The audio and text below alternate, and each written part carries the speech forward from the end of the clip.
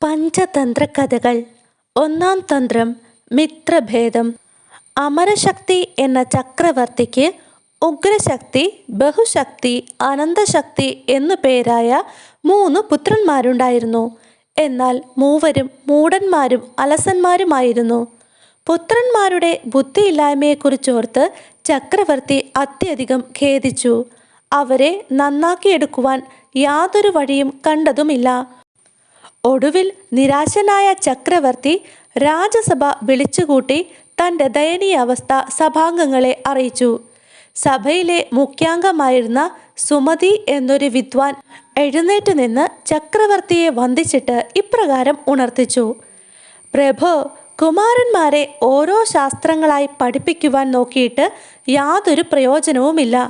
അതിന് വളരെ കാലം വേണ്ടിവരും. തന്നെയുമല്ല, അത് നീരസജനകമായിരിക്കും.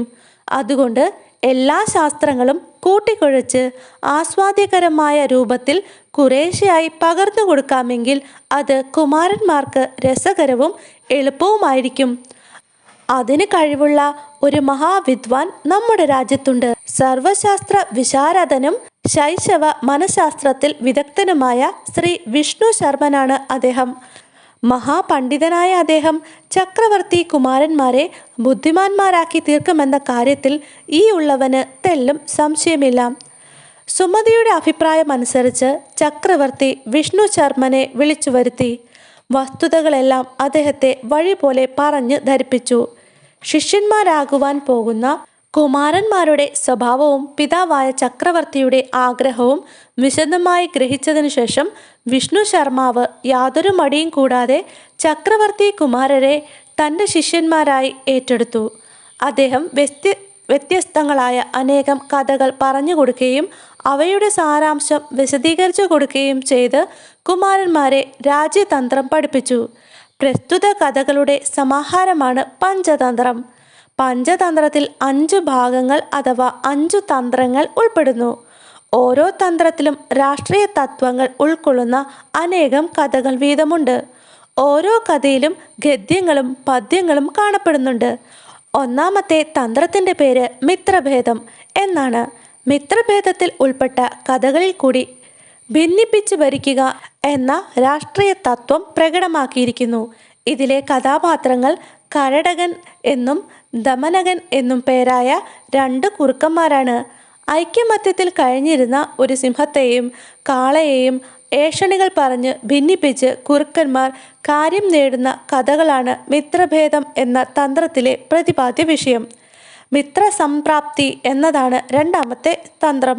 ശരിയായി വിവേചിച്ചറിഞ്ഞതിനു ശേഷമേ അന്യരെ മിത്രങ്ങളാക്കുവാൻ പാടുള്ളൂ എന്ന തത്വമാണ് രണ്ടാമത്തെ തന്ത്രത്തിലെ ഇതിവൃത്തം.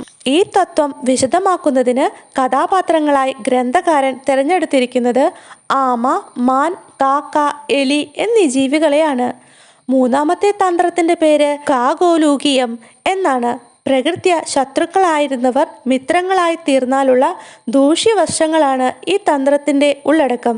ഈ കഥകളിലെ പ്രധാന കഥാപാത്രങ്ങൾ കാക്കകളും മൂങ്ങകളുമാണ്. ലബ്ധപ്രണാംശം എന്നാണ് നാലാമത്തെ തന്ത്രത്തിൻ്റെ പേര്. കയ്യിൽ കിട്ടിയത് അവിവേകം കൊണ്ട് നഷ്ടപ്പെടുന്ന വിധം ഈ തന്ത്രത്തിൽ വിശദമാക്കുന്നു. ഒരു കുരങ്ങും മുതലയുമാണ് ഇതിലെ പ്രധാന കഥാപാത്രങ്ങൾ.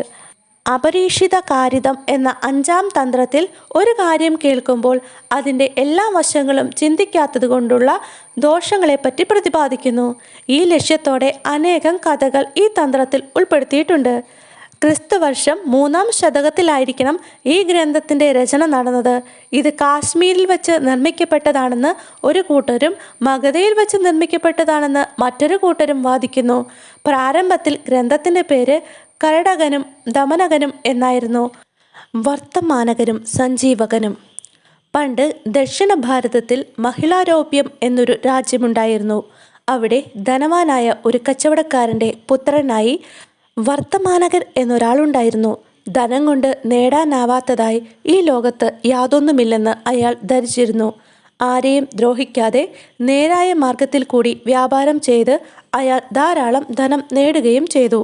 മഴക്കാലം പൂർണ്ണമായും വിട്ടുമാറിയപ്പോൾ വർത്തമാനകനും കൂട്ടുകാരും കച്ചവടത്തിനുള്ള സാധനങ്ങൾ ശേഖരിക്കുവാൻ തുടങ്ങി. ഒരു നല്ല ദിവസം നോക്കി അവർ യാത്ര ആരംഭിച്ചു. അനേകം കാളവണ്ടികളിൽ സാധനങ്ങൾ നിറച്ച് വരിവരിയായി അവർ യാത്ര തുടർന്നു. വർത്തമാനകൻ കയറിയ വണ്ടി വലിച്ചിരുന്നത് സഞ്ജീവകൻ, നന്ദകൻ എന്നു പേരുള്ള 2 കാളക്കുറ്റന്മാരായിരുന്നു. ധനവാനായിരുന്ന വർത്തമാനകന്റെ സംരക്ഷണയിൽ വളർന്നവയായിരുന്നതിനാൽ അവ കൊഴുത്ത് തടിച്ചവയായിരുന്നു. പാട്ടുകൾ പാടിയും വാദ്യങ്ങൾ വായിച്ചും കച്ചവട സംഘം ആനന്ദകരമായി യാത്ര തുടർന്നു. ഒരു ദിവസം കടന്നുപോയി. അടുത്ത ദിവസം സായാഹ്നമാകാറായി. അവർ കാട്ടുപാതയിൽ കൂടി യാത്ര തുടർന്നു. പെട്ടെന്നായിരുന്നു അത് സംഭവിച്ചത്. മഴ പെയ്ത് വെള്ളം കെട്ടിക്കിടന്ന ഒരു കുഴിയിൽ വർത്തമാനകന്റെ വണ്ടിക്കാളകളിലൊന്നായ സഞ്ജീവകൻ കാൽ വഴുതി വീണു. ആ വെള്ളത്തിൽ മറഞ്ഞുകിടന്നിരുന്ന ഒരു ഉരുളൻ കല്ലിൽ തട്ടി അതിൻ്റെ കാലൊടിഞ്ഞു. വണ്ടിയുടെ നുകവും ഒടിഞ്ഞു. താഴെ വീണ കാളക്കൂറ്റന് എഴുന്നേൽക്കുവാൻ വയ്യാതായി. പ്രാണവേദന സഹിക്കുവാൻ കഴിയാതെ ആ ജീവി അലറി വിളിച്ചു. വർത്തമാനകന് സഞ്ജീവകനോട് പ്രത്യേക വാത്സല്യമുണ്ടായിരുന്നു. എന്താണ് ചെയ്യേണ്ടതെന്നറിയാതെ അദ്ദേഹം വിഷമിച്ചു. കാളയെ ശുശ്രൂഷിച്ചുകൊണ്ട് ആ രാത്രി അയാൾ അവിടെ കഴിച്ചുകൂട്ടിയെങ്കിലും അതിൻ്റെ കാലിന് യാതൊരു ഭേദവും കാണപ്പെട്ടില്ല. അടുത്ത ദിവസം നേരം പുലർന്നപ്പോൾ മറ്റു കച്ചവടക്കാർ യാത്രയ്ക്കുള്ള ഒരുക്കങ്ങൾ തുടങ്ങി. വർത്തമാനകനും അവരോടൊപ്പം പോകാതിരിക്കുവാൻ കഴിഞ്ഞില്ല. കാളയുടെ ശുശ്രൂഷയ്ക്കായി 4 പരിചാരകന്മാരെ ഏർപ്പാടാക്കിയിട്ട് മറ്റൊരു വണ്ടിയിൽ കയറി വർത്തമാനകനും വ്യാപാരികളോടൊപ്പം യാത്ര തിരിച്ചു. നേരം അസ്തമിക്കാറാവുകയായിരുന്നു. കാടിനുള്ളിൽ നിന്ന് ഭീകരജീവികളുടെ അമറലുകളും പേടിപ്പെടുത്തുന്ന ശബ്ദങ്ങളും കേട്ടു തുടങ്ങി. സഞ്ജീവകന് കാവൽ നിന്നിരുന്ന പരിചാരകന്മാരുടെ ഉള്ളിൽ പേടിയുടെ തീനാളങ്ങൾ എരിഞ്ഞു തുടങ്ങി. ഇനിയും ഇവിടെ നിന്നാൽ നേരം പുലരുമ്പോൾ തങ്ങളുടെ എല്ലുകളും മുടിനാരിഴയും മാത്രമേ അവശേഷിക്കുകയുള്ളൂ എന്ന് അവർ ഭയപ്പെട്ടു. പേടികൊണ്ട് വിറപൂണ്ട പരിചാരകന്മാർ പിന്നെ ഒട്ടും വൈകിയില്ല. വ്യാപാരികളുടെ വണ്ടികൾ പോയ പാത ലക്ഷ്യമാക്കി ഓട്ടം പിടിച്ചു. ഒരു ഗ്രാമത്തിൽ എത്തിച്ചേർന്ന വ്യാപാര സംഘം അവിടെ വിശ്രമിക്കുകയായിരുന്നു. അപ്പോൾ വർത്തമാനകന്റെ മുമ്പിൽ പ്രത്യക്ഷപ്പെട്ട പരിചാരകന്മാർ ഇപ്രകാരം അദ്ദേഹത്തെ അറിയിച്ചു. മഹാപ്രഭു, അവിടുന്ന് പുറപ്പെട്ട് അധിക സമയം കഴിയുന്നതിന് മുമ്പ് സഞ്ജീവകൻ അന്ത്യശ്വാസം വലിച്ചു. അങ്ങ് വളരെയേറെ സ്നേഹിച്ചിരുന്ന കാളയായിരുന്നതിനാൽ ഞങ്ങൾ വിധിയാംവണ്ണം അതിനെ ദഹിപ്പിക്കുകയും ചെയ്തു.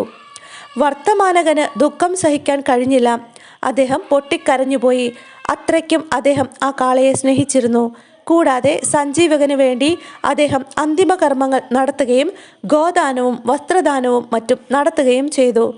എന്നാൽ സഞ്ജീവകന്റെ ആയുസ് അവസാനിച്ചിരുന്നില്ല. കാട്ടിലെ ഔഷധികളിൽ തട്ടിയ ഇളങ്കാറ്റേറ്റ് ക്രമേണ അവൻ സുഖം പ്രാപിച്ചു തുടങ്ങി. കഴുത്തെത്തുന്ന ദൂരത്തുള്ള ഇളം പുല്ലുകളും കാട്ടുചെടികളുടെ നാമ്പുകളും മറ്റും തിന്നുകൊണ്ടിരുന്ന അവൻ ഇഴഞ്ഞും നീന്തിയും കാട്ടരുവിലെത്തി വെള്ളം കുടിക്കുവാനും തുടങ്ങിയിരുന്നു. സഞ്ജീവകനെ കാലം തുണച്ചു. അവൻ്റെ അസുഖം പൂർണ്ണമായും ഭേദപ്പെട്ടു. അവൻ മുമ്പത്തേതിലും ആരോഗ്യവാനായി കാണപ്പെട്ടു. അതോടെ അവൻ സർവ്വസ്വാതന്ത്ര്യനായി കാട്ടിൽ യഥേഷ്ടം മേഞ്ഞും കാട്ടരുവിയിലെ വെള്ളം കുടിച്ചും കുത്തിത്തിമർത്തും മുക്രയിട്ടും കാടുകുലുക്കി ഹുങ്കാരത്തോടെ മേഞ്ഞു നടന്നു. പിങ്കളകൻ. ആ കാട്ടിലെ രാജാവ് പിങ്കളകൻ എന്ന സിംഹമായിരുന്നു. അയാൾ പ്രസിദ്ധനും വീരശൂര പരാക്രമിയുമായിരുന്നു. മന്ത്രിമാരായും ഉപമന്ത്രിമാരായും അനേകം മൃഗങ്ങൾ അയാളെ അകമ്പടി സേവിച്ചിരുന്നു. പിങ്കളകന്റെ മുഖ്യമന്ത്രി ഒരു കുറുക്കനായിരുന്നു. ആ കുറുക്കന് ദമനകൻ, കരടൻ എന്ന 2 പുത്രന്മാരായിരുന്നു ഉണ്ടായിരുന്നത്. അവർക്കും രാജ്യസഭയിൽ ജോലി ഉണ്ടായിരുന്നെങ്കിലും എന്തോ കാരണവശാൽ പിങ്കളക രാജാവിന് അവരോട് നീരസം തോന്നിയതിനാൽ അവരിരുവരും രാജ്യസഭയിൽ നിന്ന് വിട്ടുനിൽക്കേണ്ടതായി വന്നു. ഒരു ദിവസം പിങ്കളക മഹാരാജാവ് കാട്ടരുവിയിൽ നിന്ന് വെള്ളം കുടിക്കുന്നതിനായി പരിവാര സമേതം യാത്ര പുറപ്പെട്ടു. ജലാശയത്തിനടുത്തെത്താറായപ്പോൾ കാട് വിറകൊള്ളുന്ന ഒരു ഗർജനം കേട്ടു. അപരിചിതമായ ആ ശബ്ദം സിംഹരാജനിൽ ആശങ്ക ജനിപ്പിച്ചു. അത്തരത്തിലുള്ള ഒരു ഭീകര ശബ്ദം മുമ്പൊരിക്കലും പിങ്കളകൻ കേട്ടിരുന്നില്ല. മനോവിഭ്രാന്തിയോടുകൂടി സിംഹം പെട്ടെന്ന് പിന്തിരിഞ്ഞു.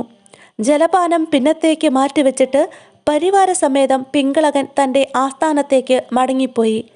താൻ കേട്ട ഭീകര ശബ്ദം ഏതു ജീവിയുടേതായിരിക്കും? ശബ്ദം ഇത്രമാത്രം ഭീകരമെങ്കിൽ ഉടമയായ ജീവിയും ചില്ലറക്കാരനായിരിക്കുകയില്ലല്ലോ. ഇങ്ങനെ പലതും ചിന്തിച്ചുകൊണ്ട് നിരുന്മേഷവാനായി സിംഹം തൻ്റെ ഗുഹയിൽ കിടന്നു. എന്നാൽ തൻ്റെ മനസ്സിലെ പേടിയുടെ കാര്യം അദ്ദേഹം ആരോടും പറഞ്ഞില്ല. അത് പറയുവാൻ സിംഹരാജാവിന് നാണമായിരുന്നു. സിംഹത്തിൻ്റെ ഈ ദയനീയ അവസ്ഥ കണ്ട് ദമനകൻ കരടകനോട് പറഞ്ഞു, കണ്ടില്ലേ നമ്മുടെ സ്വാമിയുടെ ദുരവസ്ഥ. മൃഗരാജാവായിരുന്നിട്ട് എന്ത് കാര്യം? ഏതോ ഭീകര ശബ്ദം ശ്രവിച്ച് അദ്ദേഹം ജലപാനം പോലും ചെയ്യാതെ മടങ്ങിയിരിക്കുകയാണ്. അദ്ദേഹം ഇങ്ങനെ ശോകമൂകനായി ഗുഹയിൽ കിടക്കുന്നത് എന്തുകൊണ്ടാണ്? കരടകൻ, ആവിധ കാര്യങ്ങളിലൊന്നും നാം തലയിടേണ്ട കാര്യമില്ല. അതൊക്കെ വലിയവരുടെ വലിയ കാര്യങ്ങളാണ്. ആവശ്യമില്ലാത്ത കാര്യങ്ങളിൽ ഇടപെട്ടാൽ ആ പൂരിയ കുരങ്ങനെപ്പോലെ നമുക്കും നാശം സംഭവിക്കാം. ദമനകൻ, ആ പൂരിയ കുരങ്ങന് എന്തു സംഭവിച്ചു? കരടകൻ, ആ കഥ നിനക്ക് കേൾക്കാൻ താല്പര്യമുണ്ടെങ്കിൽ ഞാൻ പറയാം, കേട്ടോളൂ. അപ്പോൾ നമുക്ക് അടുത്ത ഭാഗത്തിൽ ആ പൂരിയ കുരങ്ങൻ്റെ കഥ കേൾക്കാം.